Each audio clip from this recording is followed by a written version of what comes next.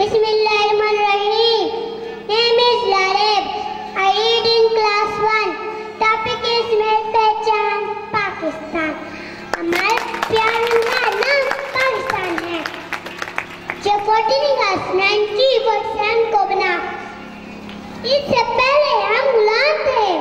गुलामी लाने से कम नहीं होती. हमने आजादी हासिल करने की कोशिश की. इस बात से अंग्रेज और हिंदू हमारे दुश्मन बन गए. जब हमने मिलकर कोशिश की तो अल्लाह के फजल से पाकिस्तान बन गया. अब हम आजाद हैं. मेरी अल्लाह से दुआ है कि हमारे प्यारे को आबाद रखे और ये रहती दुनिया तक कायम रहे. जन्नत से कहीं बढ़कर हसीन मेरा वतन है. जन्नत से कहीं बढ़कर हसीन मेरा वतन है. हमसे है फलक की इज्जत मेरा वतन.